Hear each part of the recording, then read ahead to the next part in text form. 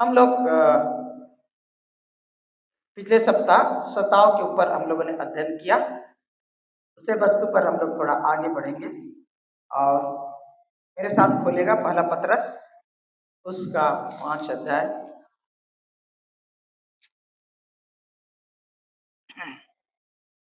उसका 8 और 9 को मैं पढ़ रहा हूं। सचेत हो और जागते रहो, क्योंकि तुम्हारा विरोधी शैतान गर्जने वाले सिंह के समान इस खोज में रहता है कि किसको फाड़ खाए। विश्वास में दृढ़ होकर और यह जानकर कि उसका सामना करो, यह जानकर उसका अर्थात शैतान का सामना करो कि तुम्हारे भाई जो संसार में है ऐसे ही दुख सह रहे हैं। विश्वास में दृढ़ होकर और यह जानकर उसका अर्थात शैतान का सामना करो कि तुम्हारे भाई जो संसार में हैं ऐसे ही दुख सह रहे हैं। आइए हम सरों को झुकाएं, प्रार्थना करेंगे। पवित्र पिता, ये वचन तेरा, हम सब तेरे, हमसे बोल और बातचीत कर। पवित्र प्रभु, अपने वचन के द्वारा हमें आशीष कर। पिता, हमारा हृदय तेरे लिए उपजाऊ जमीन हो। हर एक कठोरता और गलत धारणा को, गलत आशाओं को तो हमारे जीवन से दूर कर और अपने वचन के द्वारा हमें तैयार कर प्रभु, कि हम तेरे योग्य संतान, योग्य चेले के रूप में इस संसार में जिए। ये प्रार्थना हमारे उद्धार करता प्रभु यीशु मसीह के नाम में मांगते हैं, आमीन। इस फोटो का अगर किसी को याद है तो आप लोग देखिएगा। 2015 में ये वीडियो आईसिस के द्वारा पूरे दुनिया के सामने प्रस्तुत किया गया।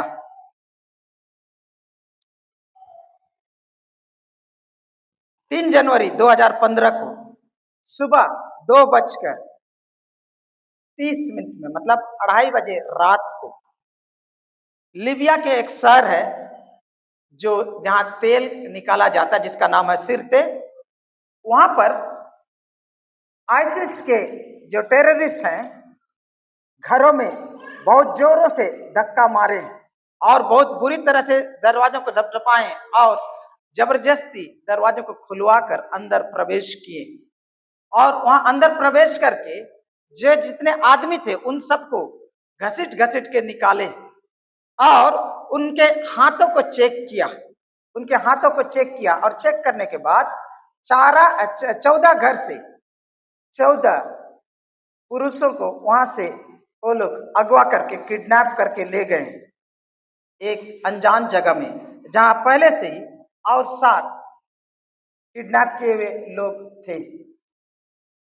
और टोटल मिलाकर यहाँ पर 21 लोग होते हैं, जिसका वीडियो दुनिया के सामने दिखाया गया। और वो लोग उनको 5 सप्ताह तक कैद में रखे, 5 सप्ताह तक उनको कैद में रखे। और ये लोगों का गुनाह क्या था? ये लोग का गुनाह था उनके हाथों में जो चिन्ह है, हाथों में जो चिन्ह है, यहाँ पे क्रूस का चिन्ह है। ये हम लोग सिंपल क्रॉस बनाते हैं, क्रूस बनाते हैं। ये लोग का थोड़ा डिजाइन वाला क्रॉस है, जो मिस्र देश के इजिप्शियन ऑर्थोडॉक्स चर्च जो है वहां के विश्वासी लोग अपने हाथों में खोदा करवाते हैं, टाटू करवाते हैं। ये क्रॉस में थोड़ा डिजाइन रहता है और ये उनका पहचान है कि वो लोग इजिप्शियन ऑर्थोडॉक्स चर्च हैं। और इजिप्ट मिस्र देश के ऑर्थोडॉक्स चर्च हैं। संत मरकुस के द्वारा वहां पर सुसमाचार पहली सदी में ही पहुंचाई गई थी और वहां कलीसिया बढ़ते ही रही है, आज तक है। रोम के सताव में भी कलीसिया नष्ट नहीं हुआ।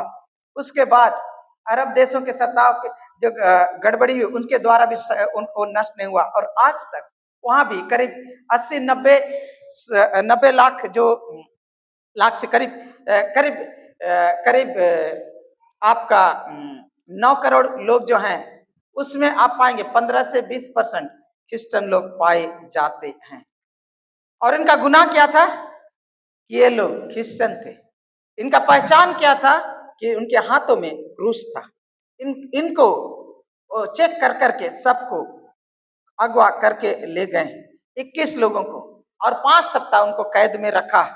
5 सप्ताह कैद करने के बाद उनको वो जो सिरते लीबिया के सिरते शहर से एक लीबिया के अंदरूनी गांव इलाके में लेकर गया और समुद्र के किनारे उनको पहुंचाया गया और वहां पर सबको घुटनों में लाया गया और उन सबों को 15 फरवरी 2015 में 15 फरवरी 2015 में 21 लोगों के गला को कलम कर दिया गया इस्लामिक स्टेट आईसिस के द्वारा।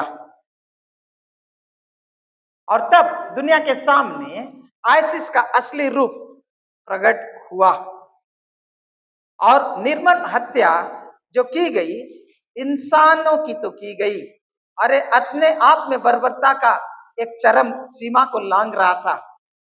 लेकिन एक चीज जो सबके सामने थी वो ये थी कि इन 21 लोगों को जो गला काट कर मार दिया गया, वीडियो में उसको रिकॉर्डिंग करके दुनिया को चारों ओर दिखाया गया। उसके सामने में वीडियो में क्या लिखा हुआ था मालूम है? काफिर लोग, इनफाइडल्स लिखा हुआ था। अरे 5 सप्ताह वहां पर वो कैद में थे और ये 5 सप्ताह जो कैद में थे तो इनके बारे में बाद में पूरा जान पहचान पूरा रिपोर्ट निकला, तो पूछताछ किया गया, सब कुछ डिटेल मिला, तो पाया गया कि ये लोग लीबिया में जो वहां पर तेल बहुत अच्छा निकल रहा, तो मिस्र देश में जो गांव में रहते हैं वो लोग बहुत गरीबी है, इसलिए बहुत मुश्किल है, इसलिए वो लोग कमाने खाने के लिए लीबिया देश में जाते हैं और वहाँ लीबिया के सिरते शहर में वो लोग काम करने के लिए बहुत लोग जाते हैं और वहाँ काम करते हैं। तो ये लोग भी वहां से 14 लोग गए थे मिस्र देश से और उसके बाद 14 लोग यहाँ से गए थे, फिर आगे से भी 6 लोग उधर से गए हुए थे, सब मिस्र से थे और वहाँ कमाने खाने रोजी रोटी के लिए गए थे। लेकिन आईसिस ने उन लोगों को यीशु मसीह के शिष्य होने के कारण उनको अपना शत्रु जानकर उनका हत्या कर दिया। और इन 21 लोगों का सबका नाम है, उसमें से एक जन का नाम है मैथ्यू आयारिगा। ये जो व्यक्ति था वो मिस्र का नहीं था, वो चाद देश का था और वो भी वहां कमाने के लिए गया था और वो क्रिश्चियन नहीं था। लेकिन इस वीडियो को अगर आप देखेंगे तो जब उनको हत्या करने वाले थे, सबको एक बोला जा रहा था कि यीशु मसीह का इनकार करो, यीशु मसीह का इनकार करो तो तुम्हें छोड़ दिया जाएगा। लेकिन इनमें से किसी ने भी यीशु मसीह का इनकार नहीं किया। वो लोग यीशु का नाम ले रहे थे, प्रार्थना कर रहे थे और उनके चेहरा और उनके वीडियो को देखेंगे, आप लोग यूट्यूब में देख लीजिएगा, थोड़ा हल्का हल्का अभी भी है वो वीडियो, 1-1 मिनट 2-2 मिनट का मिलेगा, कुछ सेकंड्स का मिलेगा। किसी के मन में वो डर और भय नहीं था। ये 21 के 21 अपने विश्वास में दृढ़ थे और उसमें से एक जो था मैथ्यू आयरगा, वो क्रिश्चियन नहीं था। उसे भी पूछा गया क्या तुम यीशु का इनकार करते हो, तो बोलता नहीं, मैं यीशु का इनकार नहीं करता हूं। उनका परमेश्वर मेरा परमेश्वर है, उनका परमेश्वर मेरा परमेश्वर है। और उन्हें भी मार दिया गया। वो क्रिश्चियन नहीं था, लेकिन इस 5 सप्ताह में उनके पहले क्या किया था परमेश्वर उनके जीवन में मालूम नहीं। लेकिन वो क्रिश्चियन नहीं था, उसके हाथ में क्रॉस भी नहीं था, लेकिन उसे भी कलम किया गया। 5 सप्ताह उनके साथ था, तो उनके जिंदगी से इतना प्रभावित हुआ, उनके गवाही से इतना प्रभावित हुआ कि वो भी प्रभु यीशु पर विश्वास किया और उन 20 लोगों के साथ वो भी शहीद हो गया, वो भी शहीद हो गया 15 फरवरी 2015।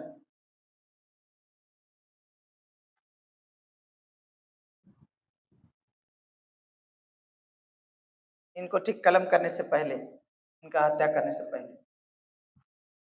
ठीक उसी प्रकार उसी साल अगस्त महीना में, ये भी अगस्त महीना का घटना है, 2015 सीरिया देश में 12 क्रिश्चियन लोगों को अगवा कर दिया गया आईसिस के द्वारा। कहां से? अलेप्पो शहर से 12 क्रिश्चियन लोगों को किडनैप किया गया और उनको सीरिया के एक अनजाने गांव में लेकर गया गया और वहां पर उनको रखा गया, उनके साथ बहुत कुछ किया गया। और पहले 2 किस्त में इन लोगों को मारा गया। पहले 4 लोगों को गांव के बीच में ले गया गया और उनका जो 12 में से जो उनका जो लीडर था, एक पास्टर था और उनका 12 साल का बेटा था और वो मिशनरी के रूप में वहां काम कर रहे थे और बाप बेटा मिलकर उस अलेप्पो शहर के से दूर गांव दराज इलाका में 15 ठो कलीसिया को वो लोग स्थापित किए थे। और इसीलिए जब 12 लोगों को अगवा करके ले गया गया था तो बाप और बेटा जो पास्टर उनका बेटा उसके और 2 ठो विश्वासी को गांव के बीच में लेकर लिया गया और उनको पूछा गया कि तुम यीशु मसीह का इनकार करोगे तो तुम्हें जीवन मिलेगा, नहीं तो तुम्हें मार दिया जाएगा। लेकिन किसी ने इसके लिए तैयार नहीं हुआ। तो बाप और बेटा को आगे ले गया। उसके बाद बेटा को सबके सामने लेकर गया और उनका 12 बेटा का बाप का देखते हुए बेटा की अंगुली को एक एक करके काटने लगा। इनकार करोगे या नहीं, एक एक अंगुली 12 साल का बेटा को। लेकिन ना बाप ने इनकार किया ना बेटा ने इनकार किया, वो लोग विश्वास में दृढ़ रहे। आप कल्पना करके देखिए, एक एक अंगुली को धीरे धीरे करके काट रहे, लेकिन ना बच्चा ने इनकार किया ना बाप ने इनकार किया।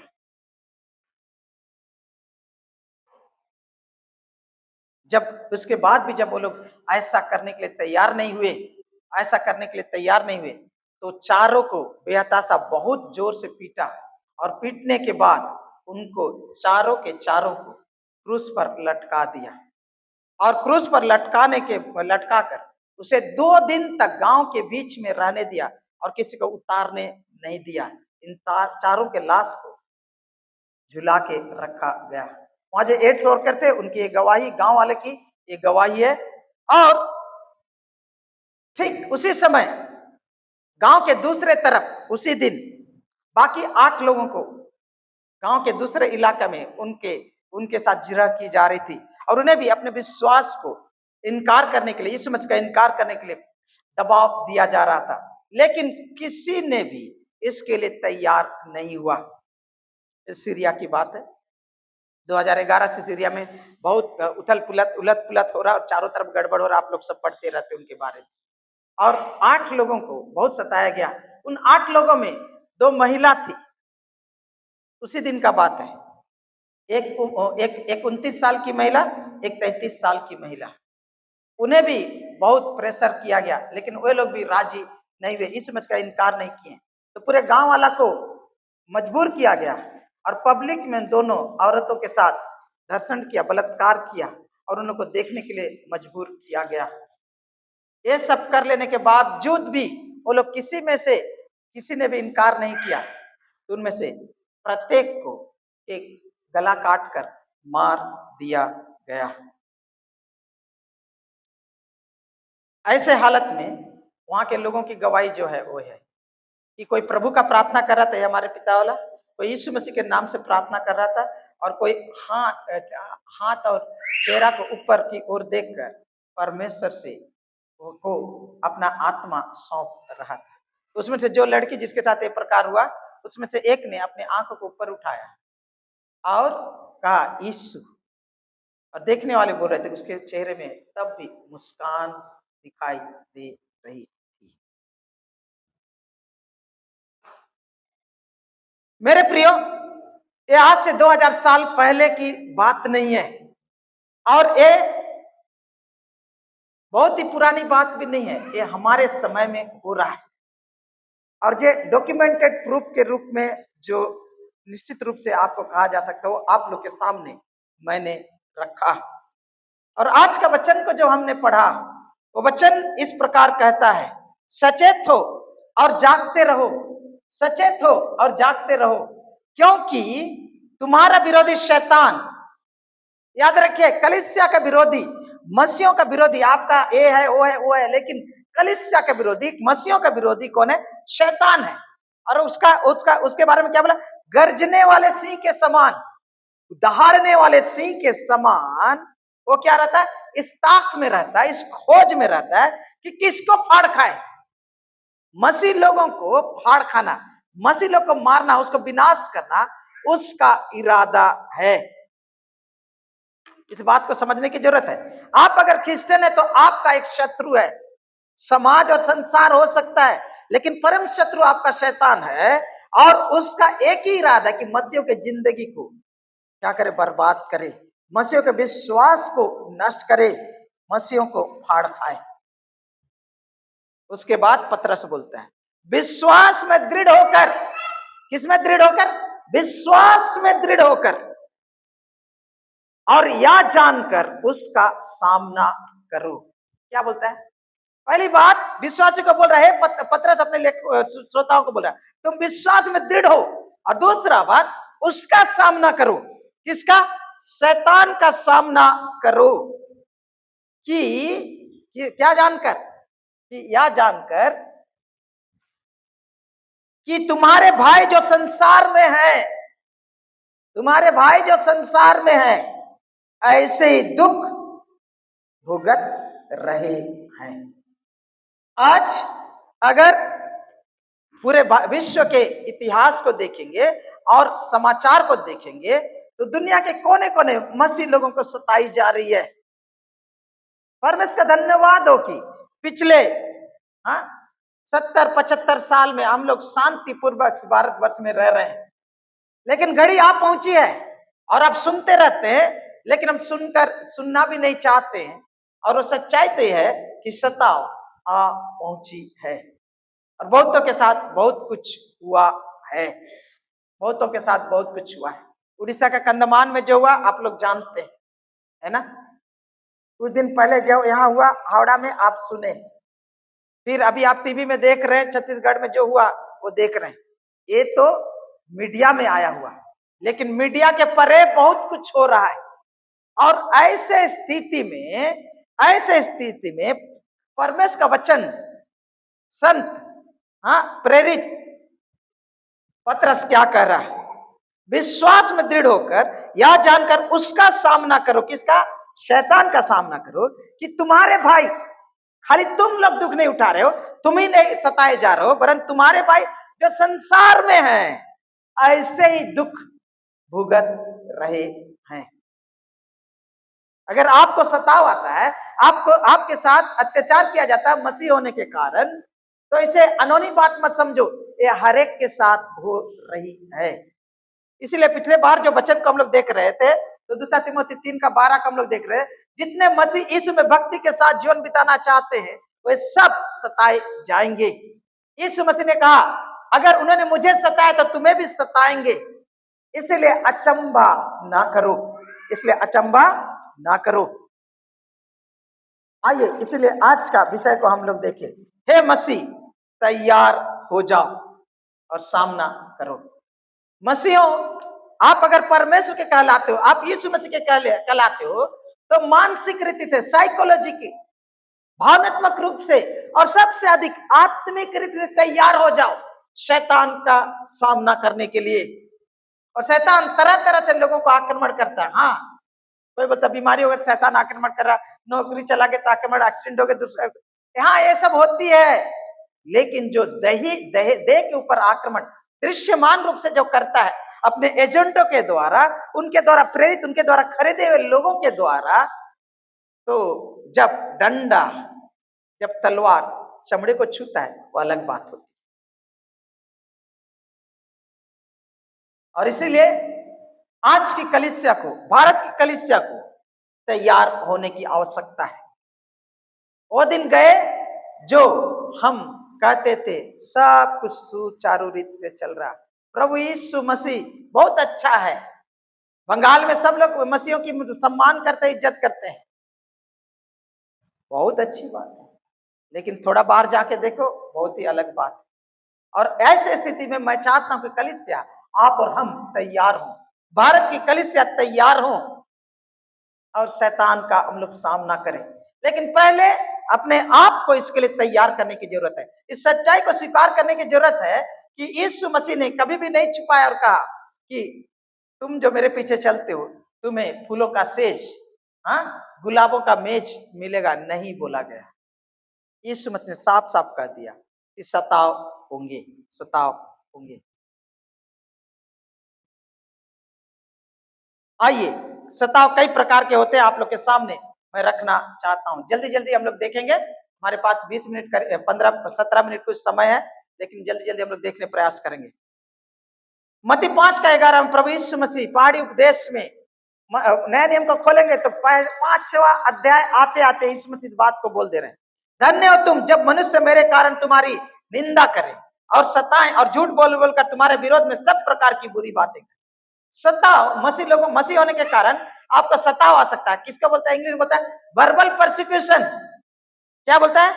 बातों के द्वारा, शब्दों के द्वारा सताओ। और इसमें क्या हो रहा है? निंदा, झूठ बोलकर बुरे बुरे बातों से आपका बदनामी करना।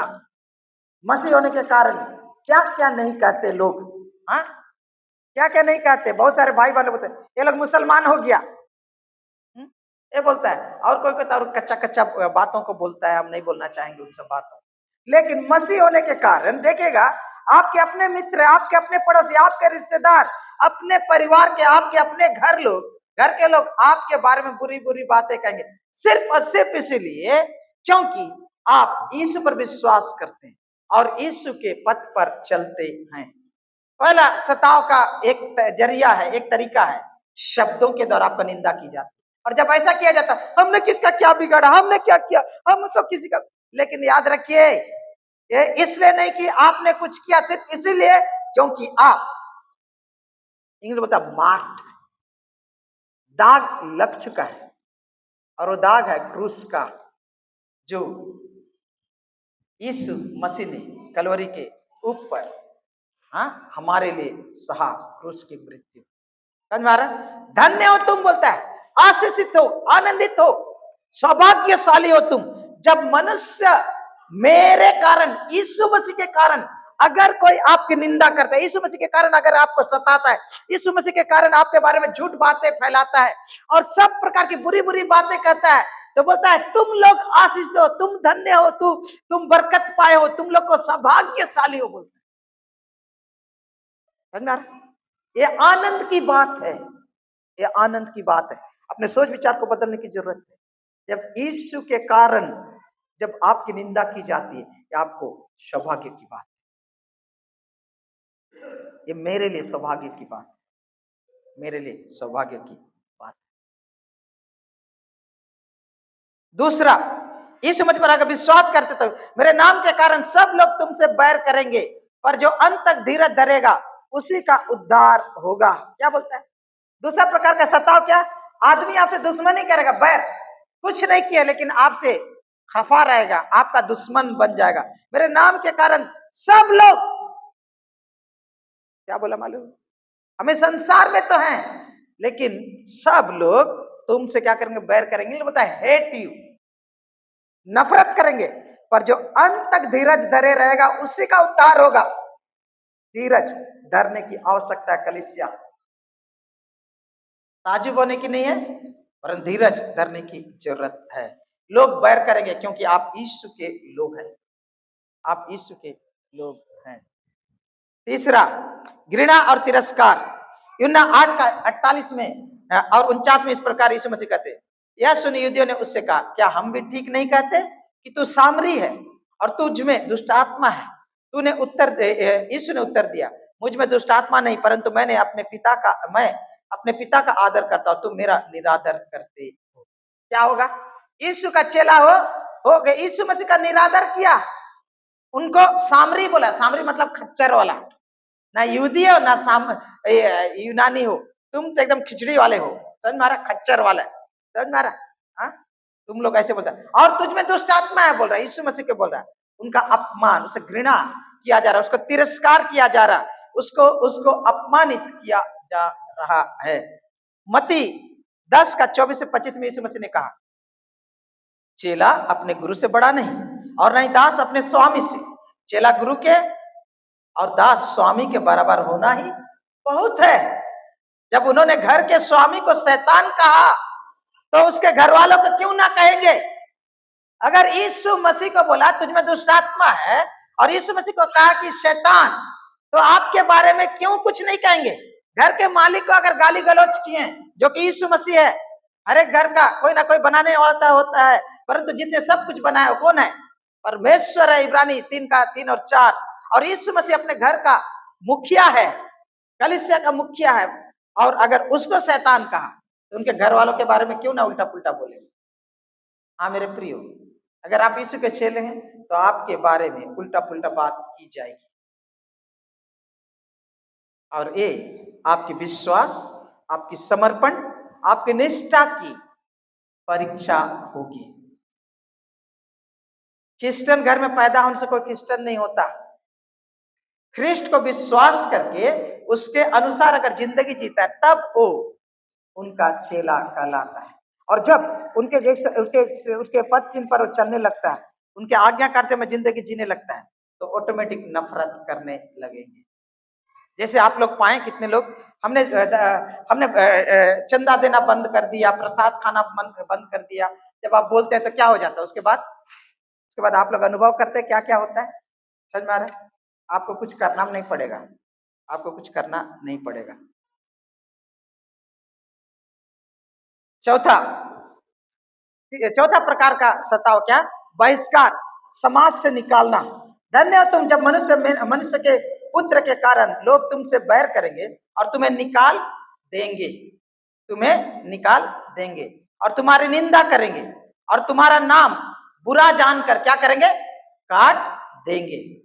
ऐसे समय लूका 6:22 में प्रभु यीशु मसीह कर रहे हैं कि मनुष्य के पुत्र के कारण लोग तुमसे क्या करेंगे? बैर करेंगे, नफरत करेंगे और तुम्हें क्या करेंगे? निकाल देंगे और तुम्हारी निंदा करेंगे और तुम्हारा नाम बुरा जानकर क्या करेंगे? अपने खाता से, अपने समाज से, अपना क्लब से, आपका ये से निकाल देंगे। ऐसा बार बार होता आया है, अपना बार बार हुआ। मेरा अपना बहन जब प्रभु यीशु मसीह को ग्रहण किया, इतना बड़ा घर, इतना बड़ा आंगन, ठीक है, लेकिन उनको घर आंगन में उनका खाना रखा जाता, कुत्ता को जिस पर खाना दिया जाता था वैसे उनको खाना दिया जाता। शनिवार रविवार हुआ, उनका कपड़ा सबको छुपा दिया जाता ताकि वो चर्च ना जा सके। अपने ही घर के लोग, बड़ा बेटा के साथ ऐसा। और गांव वाले तो अलग ही, शुरुआत घर से ही हुआ, घर से। यूहन्ना 16:1 और 2 ये बातें मैंने तुमसे इसलिए कही कि तुम ठोकर ना खाओ, वे तुम्हें आराधनालयों में से निकाल देंगे। हाँ, निकाल देंगे। यहूदियों का आराधनालय, जब यहूदी एक व्यक्ति क्रिश्चियन बन गया, यीशु मसीह का चेला बन गया, तो उनको निकाल। मत्ती 22:15 को हम लोग पढ़ेंगे। 5वां प्रकार का जाल में फंसाना, षड्यंत्र में बना। तब फरीसियों ने जाकर आपस में विचार किया और उसको फिर किस प्रकार बातों में फंसाएं। क्या करेंगे? आप अगर मसीह के साथ चल रहे हैं तो आपको फालतू का झमेला में फंसाने का कोशिश करेंगे। हाँ, आपके लिए षड्यंत्र किया जाएगा। लूका 20:20 को मैं पढ़ रहा हूँ। और वह उसकी ताक में लगे और भेजे कि धर्मी का भेष धरकर उसकी कोई ना कोई बात पकड़े कि उसे राज्यपाल के हाथ में और अधिकार में सौंप दे। अगर प्रभु के साथ चलते हैं तो आप पाइएगा आपका विरोध होने लगेगा। ये अलग अलग स्तर में है, जाल में फंसाने और षड्यंत्र करना। 6वां यूहन्ना 19:1 से 3 यहाँ पढ़ेंगे तो कोई खड़े होकर पढ़ दे। यूहन्ना 19:1 से 3।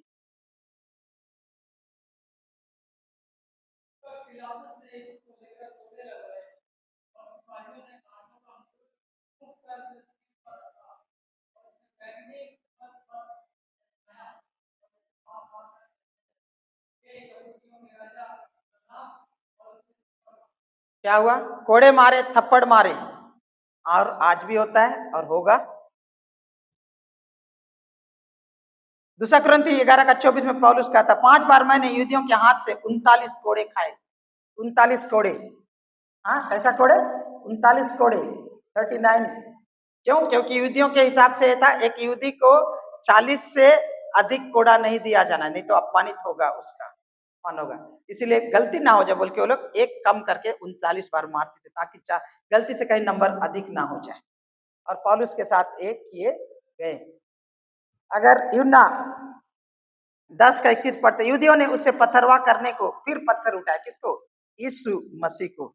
उसके बाद हम लोग देखते हैं प्रेरितों का 14:19 में, परंतु कितने यहूदियों ने अंतकिया और इकुनियों में आकर लोगों को अपनी ओर कर लिया और पौलुस पर पत्थरवाह किया। किस पर? पौलुस पर पत्थरवाह किया और मरा, समझकर उसे नगर से बाहर घसीट ले गए। पत्थरवाह किया और मरा समझकर क्या बाहर घसीट कर ले गए।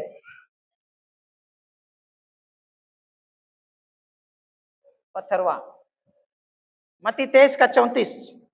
इसलिए देखो, मैं तुम्हारे पास भविष्यवक्ताओं और बुद्धिमानों और सारथियों को भेजता हूँ, और तुम उनमें से कुछ को मार डालोगे, कुछ क्रूस पर चढ़ाओगे, और कुछ को अपनी प्रार्थनालयों में कोड़े मारोगे, और एक नगर से दूसरे नगर में खदेड़ते फिरोगे। गिरफ्तारी, मारपीट, जमीन जायदाद की क्षति। यूना 16:1-2। ये बातें मैंने तुम्हें इसलिए कही कि तुम ठोकर ना खाओ, वो तुम्हें आराधनालयों में से निकाल देंगे, वरन वो समय आता है कि जो कोई तुम्हें मार डालेगा वो समझेगा कि मैं परमेश्वर की सेवा कर रहा हूं। क्रिश्चियन लोग को मारेगा तो क्या करेगा, सोच रहा कि मैं ऊपर वाला का सेवा कर रहा हूं। याद रखिए। 5:40-41। तब उन्होंने, तो 5:40-41 पढ़ रहा हूं। तब उन्होंने उसकी बात मान ली और प्रेरितों को बुलाकर पिटवाया और यह आज्ञा देकर छोड़ दिया कि यीशु के नाम से फिर बातें ना करना। वो इस बात से आनंदित होकर महासभा के सामने से चले गए कि हम उसके नाम के लिए निरादर होने के योग्य तो ठहरे। प्रेरितों को मारा गया, उनको मारा गया। मारने के बाद क्या बोलता है, वो इस बात से आनंदित होकर महासभा के सामने से चले गए कि हम उसके नाम के लिए निरादर होने के योग्य तो ठहरे। प्रेरितों का दिमाग कैसा था, उनका समझ कैसा था, उनका विचार क्या था। यीशु मसीह के लिए वो लोग अनादर हुए, उनको पिटवाएगा पब्लिक में, लेकिन वो बहुत खुश है कि हम यीशु के लिए मार खाएं। समझ में आ रहा? यीशु के लिए मार खाएं, मारपीट। प्रेरितों का 14:5-7। परंतु जब अंत किया और यहूदी उनका अपमान, अन्य जाति और यहूदी उनका अपमान और उन्हें पथरवाह करने के लिए अपने सरदारों समेत उन पर दौड़े, तो वे इस बात को जान गए और लुकानियों के लुत्रा और दिरबे नगरों में और आसपास के प्रदेश में भाग गए और वहां सुसमाचार सुनाने लगे।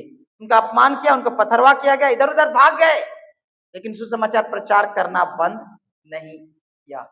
जहां गए वो प्रचार करते गए। 10वां प्रकार का सताव। जब उसने देखा कि यहूदी लोग उससे आनंदित होते हैं, तो उसने पतरस को भी पकड़ लिया, और वे दिन अखमीरी रोटी के दिन थे, और उसने उन्हें पकड़कर बंदी गृह में डाला। कहां डाला? जेल में डाला।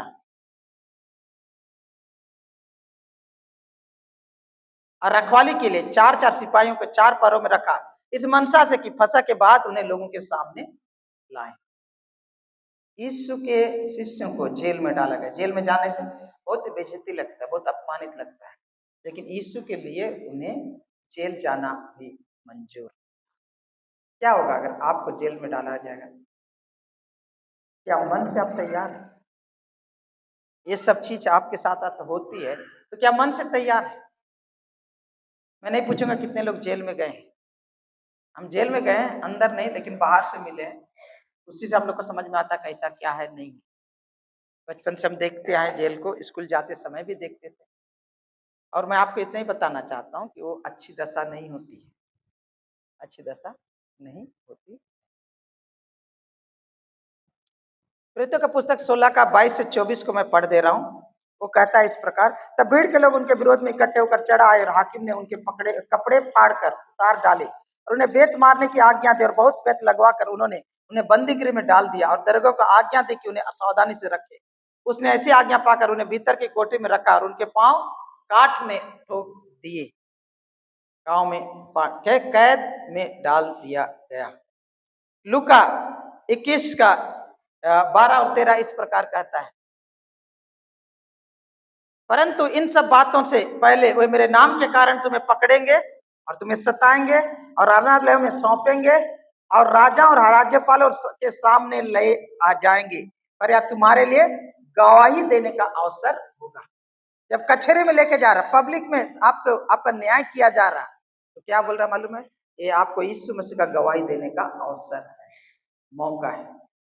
ये आपके लिए प्लेटफॉर्म है कि आप कहें कि यीशु मसीह ने आपके लिए क्या किया, यीशु मसीह कौन है। बहुत बार हम लोग सोचते हैं हमारे लिए क्या मौका है। ये मौका है, ये मौका है।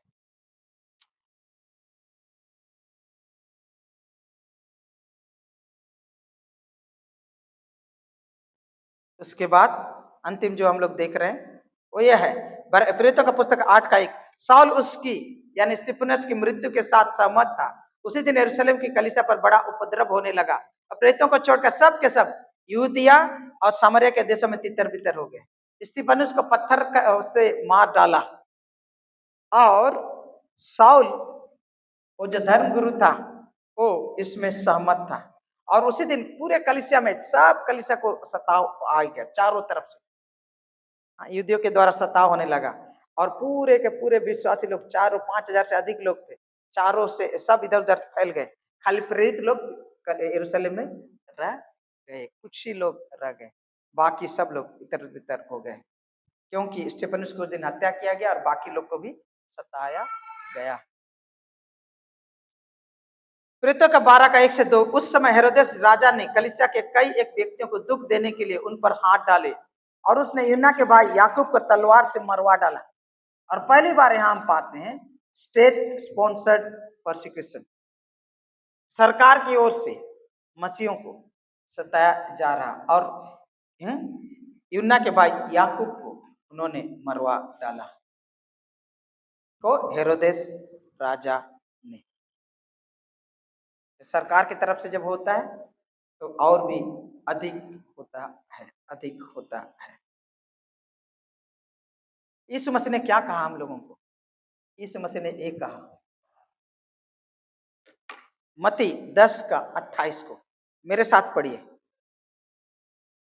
जो शरीर को मार सकते हैं पर आत्मा को मार नहीं सकते, उनसे मत डरना, पर उसी से डरो जो आत्मा और शरीर दोनों को नरक में नाश कर सकता है। कौन है आत्मा और शरीर दोनों को नाश कर सकता है? परमेश्वर। सिर्फ परमेश्वर से डरो, उनसे मत डरो जो शरीर को नाश कर सकते हैं। यीशु मसीह ने उनके शिष्यों को ये बात कह दिया कि तुम मेरे पीछे चलोगे तो बहुत कुछ सहना पड़ेगा, और उसमें से एक बात यह है कि शायद तुम्हें जान भी देनी पड़ेगी, अपना खून भी बहाना पड़ेगा, लेकिन उनसे मत डरो। वो तो सिर्फ शरीर को नाश कर सकते, आत्मा को नाश नहीं कर सकते। लेकिन सिर्फ और सिर्फ तुम एक काम करना, परमेश्वर ही से डरना, परमेश्वर ही से डरना। आज अपने विश्वास का आंकलन करके देखिए। मैं मसीह यीशु का कहलाता हूं, मुझे गिरजा आना अच्छा लगता है, हाँ मेरा नाम ये है, मेरा नाम वो है, मेरा नाम यहाँ मेंबर है, मैं यहाँ हूँ। आप कुछ भी कहते हैं, लेकिन पूछने की जरूरत है मैं यीशु का कितना खांटी चेला हूं। अगर यीशु के लिए मैं सचमुच में खांटी जिंदगी जीता हूं, तो जैसा कि पहले 2 तिमोथी 3:12 में कहा गया, जितने यीशु मसीह में भक्ति के साथ जीवन बिताना चाहते हो सताए जाएंगे। सताओ आपके थाली में है, क्या सताओ सहने के लिए तैयार है? और ये सताओ कई प्रकार से हो सकती है, कई प्रकार से हो सकती है। कई गांव में आपको कुआं से पानी निकालने नहीं देगा, हाँ आपको बिजनेस करने नहीं देगा, आपका दुकान से कोई खरीदने के लिए नहीं आएगा, और बहुत कुछ होता है, बहुत कुछ होता है। क्या आप यीशु के लिए क्रूस का कीमत चुकाने के लिए तैयार हैं? आज यीशु मसीह इसकी मांग करता है, अरे उम्मीद करता है, और स्पष्ट रूप से कह देता है, उन्होंने मुझे सताया, तुम्हें भी सताएंगे। अगर घर के मालिक को शैतान कहा तो तुम्हें क्या कुछ नहीं करेंगे। अगर हरे पेड़ के साथ ऐसा किया तो सूखे के साथ क्या कुछ नहीं करेंगे। आज से 150 साल पहले पी जॉब नाम के जो व्यक्ति हैं, उन्होंने ये बात को बताया है हम लोग को। आज से 150 साल पहले आसाम में अमेरिकन मिशनरी सोसाइटी के लोग आए और यीशु मसीह का प्रचार करने लगे। और जब वो लोग प्रचार कर रहे थे तो वहां पर आसाम के एक गांव में, असली में अभी वो मेघालय बन गया, आसाम टुकड़ा होकर मेघालय बन गया। पहले मेघालय भी आसाम के अंदर आता था, समझ में आ रहा है? पहले मेघालय भी आसाम के अंदर आता था। तो आसाम के एक गांव में, मेघालय एरिया में ही एक जनजाति है जिसको गारो बोला जाता है। तो गारो के बीच में जब यीशु मसीह का प्रचार हुआ तो एक पति पत्नी और उनके 2 बच्चे प्रभु यीशु मसीह पर विश्वास किए और उनका विश्वास इतना तगड़ा था, उनके विश्वास के द्वारा प्रभावित होकर दूसरे लोग भी, गांव के दूसरे लोग भी और आसपास के लोग भी यीशु मसीह के पीछे चलने लगे। तो गांव का जो मुखिया था, जो चीफ था, उनको बहुत गुस्सा लगा और उसने अपने पूरे गांव वालों के साथ उनको गांव के मैदान में बीच में लेकर आया और उन्हें यीशु मसीह का इनकार करने के लिए मजबूर करने लगा और बोला, अगर तुम यीशु मसीह का इनकार करोगे और हमारे पुराने विश्वास में लौट कर आ जाएंगे, जो पेड़ पौधों की पूजा वाला है, तो हम तुम्हें छोड़ देंगे, नहीं तो तुम और तुम्हारे परिवार को मार देंगे। बोलो तुम्हारा क्या निर्णय है? तुम इनकार करोगे यीशु मसीह का या नहीं? तो उनका जवाब था जो इस गीत को हम लोग जानते हैं, मैंने यीशु मसीह के पीछे चलने का निर्णय कर लिया है। जब ये जवाब दिया तो उनके दोनों जो बेटे थे, दोनों बच्चे थे, उनको आदेश दिया और उनको तीर मारकर दोनों बच्चों को मार दिया गया। उसके बाद फिर पूछा, तुम्हारे दोनों बेटे चले गए, क्या तुम यीशु का इनकार करने के लिए तैयार हो? अगर नहीं करोगे तो तुम्हारी अर्धांगिनी, तुम्हारी पत्नी को भी मार दिया जाएगा। तो उस आदमी का जवाब था, अगर मेरे साथ कोई भी नहीं जाएगा तो भी मैं यीशु के पीछे चलूंगा और पीछे नहीं लौटूंगा। ऐसा जब उन्होंने कहा तो फिर उनकी पत्नी को भी तीर से मार दिया गया। परमेश्वर का आत्मा उन्हें विश्वास से इतना भर दिया था कि ऐसा जवाब वो दे रहा था। फिर पत्नी को भी मार देने के बाद उसे पूछा गया और एक आखिरी मौका दिया जाता, तुम यीशु का इनकार करोगे या नहीं? तुम हमारे विश्वास में पुनः लौट कर आओगे या नहीं? तो उन्होंने कहा, दुनिया को छोड़कर, अगर मेरे साथ कोई भी नहीं है, दुनिया को छोड़कर, क्रूस को लेकर मैं आगे बढ़ने के लिए तैयार। और उसी घड़ी उसको भी तीर से मार दिया गया। उनका जो 3 वाक्य जो बोला, मैंने निर्णय किया यीशु के पीछे चलूंगा, मैं, अगर मेरे साथ कोई भी नहीं जाएगा तो भी मैं यीशु के साथ चलता रहूंगा, संसार को छोड़कर क्रूस को लेकर मैं आगे जाऊंगा, क्रूस को लेकर मैं आगे जाऊंगा, संसार को छोड़कर क्रूस को लेकर मैं आगे जाऊंगा। जो 3 शब्द जो उन्होंने कहा और मरा,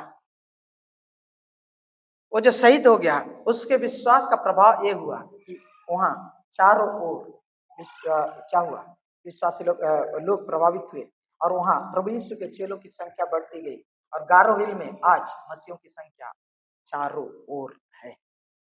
और उसी को गीत को हम लोग आज गाते हैं, यीशु के पीछे मैं चलने लगा, ना लौटूंगा ना लौटूंगा, घर कोई मेरे साथ ना आए, ना लौटूंगा ना लौटूंगा, संसार को छोड़कर सलीब को लेकर ना लौटूंगा ना लौटूंगा, अगर मैं उसका इनकार ना करूं ताज पाऊंगा ताज पाऊंगा। गीत को तो हम लोग गाते हैं प्रिय, ये उस गारो व्यक्ति और उनके पत्नी, उनके 2 बच्चों की गवाही है। क्या आप यीशु के लिए खून बहाने के लिए तैयार हैं? ना सिर्फ नाम के मसीह, प्रभु से आपका कितना नाता है, ये पूछने की हमें जरूरत है। रोमियो की पुस्तक में पौलुस कहता है का 35 में, कौन हमको मसीह के प्रेम से अलग करेगा?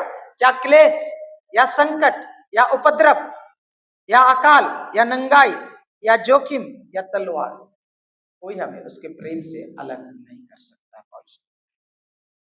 लेकिन क्या आप कह सकते हैं, क्या क्लेश मुझे परमेश्वर के प्रेम से अलग नहीं करेगा? संकट नहीं कर सकता, उपद्रव सताव नहीं कर सकता, अकाल नहीं कर सकता, नंगाई नहीं कर सकता, जोखिम नहीं कर सकता, और तलवार भी मुझे परमेश्वर के प्रेम से अलग नहीं कर सकता।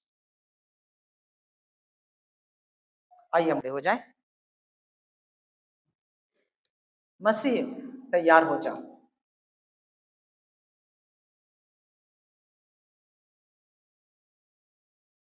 आइए इस गीत को हम लोग इस समय गाएंगे, उसके बाद मैं प्रार्थना करूंगा।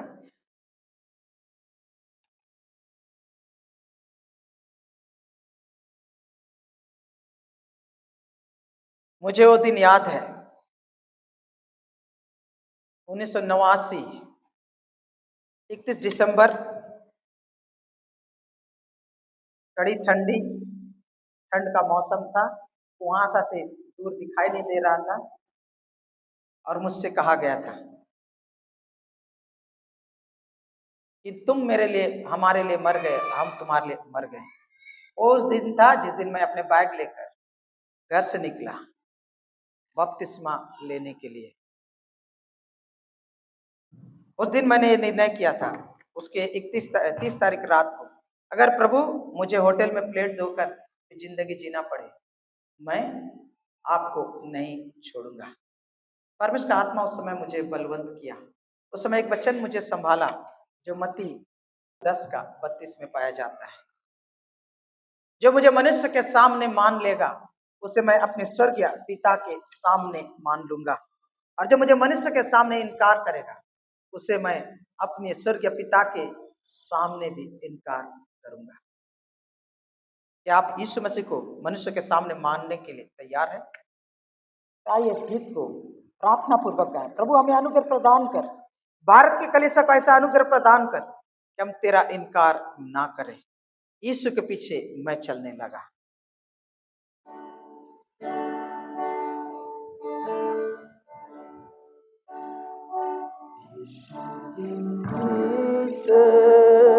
मैं चलने लगा यीशु के पीछे, मैं चलने लगा यीशु के पीछे, मैं चलने लगा, ना लौटूंगा,